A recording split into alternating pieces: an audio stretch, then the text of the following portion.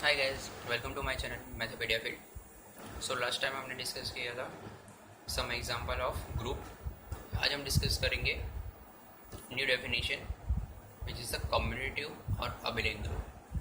किसको कहते हैं? A group G star is said to be commutative group और abelian group if it is satisfy A star B which is equal to B star A for all A B belongs to G. यानी कि definition क्या कहती है?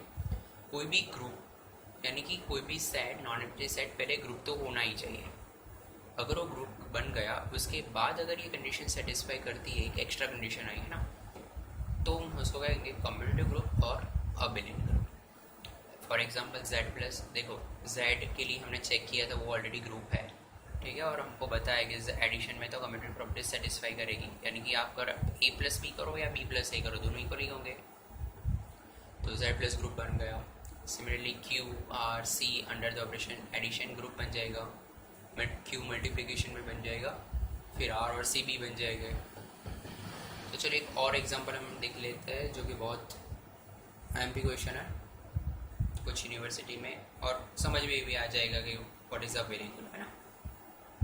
चलिए check with the given set Q star where star is defined by a star b which is equal to a plus b minus ab for all ab belongs to q forms a commutative group or not। Set of rational number को मुझे group पर बताना है under the operation star. तो star कैसे define किया है? इस तरह से, इसमें हमने सिंपल एडिशन यूजुअल ऑपरेशन जो हम करते हैं वो लिया था, लेकिन यहाँ देखो मैंने लास्ट टाइम भी कहा था कि ऑपरेशन हर बार अलग होगा। तो यहाँ क्या ऑपरेशन दिया है? a plus B minus A B, ठीक है। तो चलो करते हैं क्लोजर प्रॉपर्टी। क्लोजर प्रॉपर्टी तो ऑलरेडी दे ही दी है ना कि भाई इस तरह से ही डिफाइन किया है for all A B belongs to Q. तो रेशनल नंबर का एडिशन करो वो भी रेशनल, मल्टीप्लिकेशन करो वो भी रेशनल, और उनका सब्सट्रैक्शन करो तो वो भी रेशनल आएगा। तो क्लोजर प्रॉपर्टी तो सेटिस्फाई हो जाएगी। And then associative property, associative property इसमें और भी ज़्यादा आपकी क्लियर हो जाएगी। चलो क्या है associative property? We have to prove that a star b star c which is equal to a star b star c for all abc belongs to q। तो क्या कहा मैं, क्या ले रहा हूँ? LHS a star b star c। चलो तो a star b तो हमने क्या डिफाइन किया है, क्या डिफाइन करके दिया है? a plus B minus A B, तो a plus B minus A B star C. अब अगर आपको यहाँ समझ में नहीं आता है, मैं ऐसा कह रहा हूँ कि अब इसको मुझे एलिमेंट के रूप में कंसिडर करना है, और आप नहीं कर सकते हो तो इसको आप डी ले सकते हो, कोई भी और एक एलिमेंट दूसरा वेरिएबल ले सकते हो, नाम दे दो। तो क्या होगा वो डी स्टार सी, ये डी ले हुए तो ये डी स्टार सी हो जाएगा। और डी स्टार सी कैसे डिफाइन होगा? Again D plus C minus D C. तो क्या होगा देखो, डी यानी कि A plus B minus A B plus C minus D into C यानी A plus B minus A B into C. ये ब्रैकेट ओपन करोगे तो ये आपकी टर्म आ जाएगी A plus C minus A B minus A C minus B C plus A B C which is equation 1। RHS A star B star C क्या again define होगा? B plus C minus B C. Again समझ में नहीं आता है तो D consider कर दो। तो ए स्टार डी क्या होगा? A plus D minus A D यानी कि ए प्लस डी, डी क्या है? ये एलिमेंट, माइनस ए डी क्या है? ये ब्रैकेट ओपन करो तो ये टर्म आएगी A plus C minus B C minus A B minus A C plus A B C. देख सकते हो आप इक्वेशन 1 एंड इक्वेशन 2 सेम है। So from 1 and 2 associative property satisfy हो जाएगी। अब आइडेंटिटी में जाए, आइडेंटिटी क्या है? आइडेंटिटी हमें फाइंड करनी होती है ना। For any A belongs to Q there exist identity E belongs to Q such that A star E which is equal to A and E star E equal to A. मैं यहाँ क्यों दो बार ले रहा हूँ? डेफिनेशन एक्चुअली क्या थी? A star E equal to A which is equal to E star E. आगे जाके आप पढ़ोगे कि right identity and left identity element भी अलग होते हैं। कुछ ऐसे ग्रुप नहीं बनेंगे, तो क्यों नहीं बनेंगे? कुछ में right identity and left identity different आ सकती है, ठीक है। हाँ तो सेम ही आएगी, चेक करते थे। So A star equal to A, operation कैसे डिफाइन किया है? A plus E minus A into A which is equal to A को इस तरफ लाओ तो कट हो जाएगा, तो E minus A equal to 0 बचा, नाउ ए कॉमन निकालो तो e into one minus equal to zero, so either this quantity equal to zero और this quantity equal to zero, so equal to one. But मुझे तो ये ई find करना है ना, तो ये क्या मिला जीरो, जो कि रेशनल नंबर में है, यानी आपकी आइडेंटिटी क्या हो गई, zero is our identity. Inverse property देखते हैं, for any A belongs to Q there exist B belongs to Q, तो क्या होना चाहिए, such that A star B equal to E. But E क्या है, आइडेंटिटी हमें मुझे क्या मिली, जीरो, उसमें यहाँ रख सकता हूँ जीरो। और ऑपरेशन किस तरह से मैं डिफाइन कर सकता हूँ, A plus B minus A B which is equal to zero. Okay, minus इस ए को इस तरफ लेगा right hand side, so minus A, and B क्या होगा, minus A upon one minus A, minus common निकालो तो A upon A minus A, which does not belongs to Q for equal to one. देखो inverse property तो satisfy ना हुई, मिली ही नहीं, है ना। लेकिन किसके लिए नहीं मिल रही है, मुझे वन पे ही प्रॉब्लम हो रहा है ना। तो मैं इसको ग्रुप बनाने के लिए अगर मैं इसमें से वन एलिमेंट निकाल देता हूँ तो ये तो आराम से ग्रुप बन जाएगा, बहुत ईजीली ग्रुप बन जाएगा, क्योंकि मुझे प्रॉब्लम वन पे ही है। तो क्यू स्टार तो ग्रुप नहीं होगा, लेकिन क्यू में से मैं वन निकाल देता हूँ तो ग्रुप बन जाएगा। एंड इवन देखो कम्यूटेटिव प्रॉपर्टी भी सेटिस्फाई करती है, A star B which is equal to A plus B minus A B. इसको मैं इस तरह से भी लिख सकता हूँ, B plus A minus B A which is equal to B star A, तो कम्यूटेटिव भी होगा। So even Q minus one star अभिनय ग्रुप हो जाएगा, है ना। तो बस इसमें वन पे ही प्रॉब्लम है, तो मैंने निकाल दिया, तो इस तरह से भी आप ग्रुप बना सकते हो। तो इसमें आप जेड पे चेक करना, आर पे चेक करना कि क्या क्या हो रहा है। आर क्यू में हो रहा है तो आर में हो ही जाएगा, जेड में चेक करना जेड में क्या प्रॉब्लम आती है। वन अनदर मोस्ट एम पे एग्जाम्पल जिसमें एसोसिएटिव प्रॉपर्टी आपको ज़्यादा समझ में आ जाएगी। क्या दिया है, G star where G is the set of all subset of R and star is define, star कैसे डिफाइन करके दिया, star B which is equal to delta B. Delta क्या है, आपने सेट थियरी में पढ़ा होगा कि delta is a symmetric difference, right. Delta is a symmetric difference which is equal to A minus B union B minus A for all A B belongs to G. Closure property तो हो ही जाएगी, are के सब subset लेना है, ठीक है।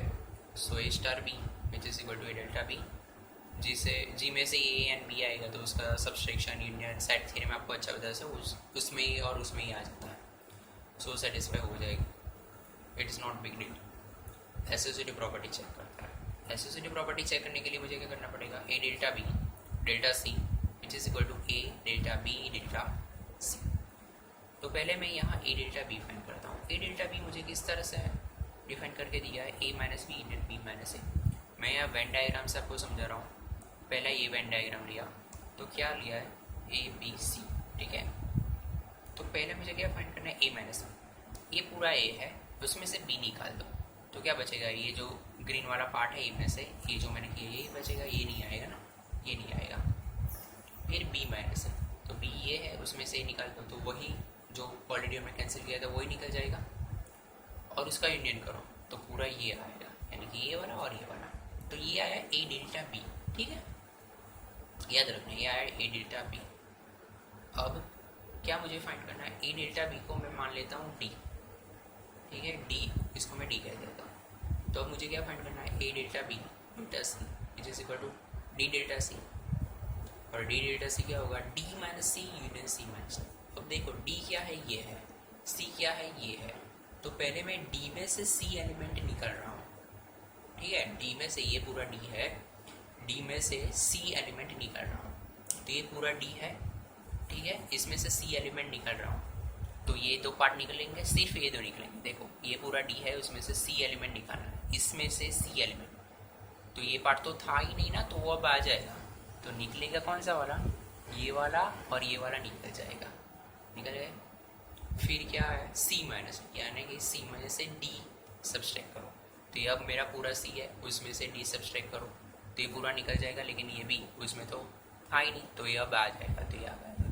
तो अब कौन कौन सा पार्ट बचेगा, ये वाला, ये वाला, ये एंड ये, ओके, उसको हम कह देते हैं इक्वेशन 1। देखो, और RHS के लिए मैं फिर से समझा रहूँगा, अगर आपको समझ में नहीं आता है तो। RHS में क्या है, A delta B delta C, तो मुझे पहले क्या फाइंड करना पड़ेगा, बी डेल्टा सी, है ना। तो बी डेल्टा सी कैसे करेंगे, पहले बी माइनस सी फाइंड करो, तो बी में से सी पार्ट निकाल दो, ये पूरा बी है, ये पूरा सी है, तो कॉमन पार्ट ये हो जाएगा ना, तो बी पार्ट सिर्फ इतना हो जाएगा। फिर सी माइनस बी करो, सी पूरा ये है लेकिन ये पार्ट बी का भी है तो ये निकाल दो, तो सी ये हो जाएगा। यूनियन करो तो ये पूरा हो गया। फिर उसको मैं अगेन क्या कह देता हूँ, D. So A delta B delta C which is equal to A delta D. And D क्या है, ए डेल्टा डी कैसे डिफाइन करेंगे, A minus D union D minus है। तो पहले ए माइनस डी कर दो, तो ये ए है उसमें से डी निकालना है, यानी कि ए पार्ट, ये डी वाला पार्ट मुझे निकालना ए में से। तो यही कॉमन है ना, ये पूरा ये है, उसमें डी वाला पार्ट कौन सा, एक तो ये है एक तो ये है, तो वो तो निकल जाएगा। देखो निकल गया, ठीक है। फिर क्या करना है, डी में से ए पार्ट निकालना है, तो ये पूरा डी है उसमें से ए पार्ट निकालना है, ये पूरा डी है उसमें से ए पार्ट निकालोगे तो ए वाला ही निकलेगा ना, ये तो बच जाएगा ना अगेन, ये तो बच जाएगा ना, क्योंकि वो है ही नहीं, वो डी में ही नहीं है, तो कैसे निकालोगे, तो वो पार्ट आ जाएगा। तो रिमेनिंग पार्ट कौन सा, ये वाला ये वाला ये वाला एंड एक पार्ट। देखो फिगर आपको दिख रही है, सेम है, यानी कि फ्रॉम 1 and 2 एसोसिएटिव प्रॉपर्टी क्या हो जाएगी, सेटिस्फाई, है ना। चलो identity property for any A belongs to G there exist E belongs to G. अब देखो आइडेंटिटी एंड इनवर्स तो टोटल सेट थियरी के बेस पे है।